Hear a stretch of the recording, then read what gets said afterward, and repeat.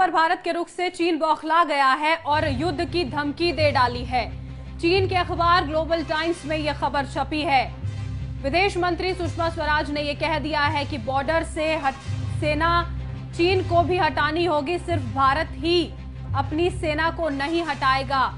विदेश मंत्री के इन तल्ख तेवरों के बाद बौखला गया है चीन और अब ये खबर यहां पर सामने आ रही है कि युद्ध की धमकी चीन की तरफ से दे दी गई है। डोकलाम पर भारत के रुख से बौखलाया हुआ नजर आ रहा है चीन और चीन के अखबार ग्लोबल टाइम्स में यह खबर छपी है जिसमें यह लिखा गया है, युद्ध की धमकी के बारे में ये सारी बातें जो हैं ग्लोबल टाइम्स अखबार में छपी हैं। सुषमा स्वराज की तरफ से ये कहा गया था कि चीन को भी अपनी सेना को हटाना होगा, सिर्फ भारत ही अपनी सेना को नहीं हटाएगा।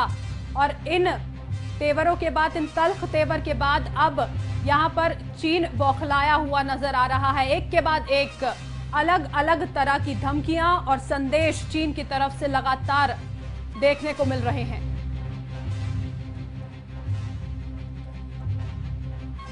तो बड़ी खबर इस वक्त की हम आपको बता रहे हैं, चीन की तरफ से एक बार फिर यहां पर धमकी दी गई है और ये कहा गया है कि युद्ध हो सकता है यहां पर अगर भारत ने अपनी सेना नहीं हटाई है तो।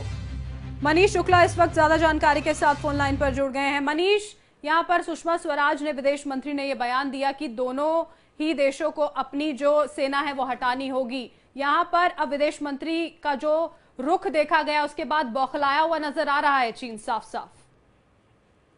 जी बिल्कुल, कल हमने देखा कि कल भारत की तरफ से जो विदेश मंत्री हैं सुषमा स्वराज, उन्होंने जिस तरह से कड़ा संदेश चीन को दिया था उससे पूरी तरह चीन बौखला गया है। और यही वजह है कि चीन जो लगातार पहले भी भारत को इस तरह की गीदड़ भभकी देता आ रहा था, एक बार फिर चीन की तरफ से ये गीदड़ भभकी दी गई है, युद्ध की धमकी दी गई है। चीन का जो सरकारी ग्लोबल अखबार है ग्लोबल टाइम्स, उसके हवाले से ये खबर है। तो कह सकते हैं कि जिस तरह भारत का कड़ा रुख है उसको देखते हुए एक बार चीन बौखला गया है और इसी बौखलाहट की वजह से इस तरह की बयानबाजी चाइना की तरफ से फिर आ रही है। जी बिल्कुल बिल्कुल सही बात है मनीष, क्योंकि भारत की तरफ से कोशिश की जा रही है कि कूटनीतिक प्रयास से ही ये विवाद खत्म हो जाए, लेकिन शायद चीन ऐसा कुछ नहीं चाहता है। बहुत बहुत शुक्रिया मनीष इस तमाम जानकारी के लिए।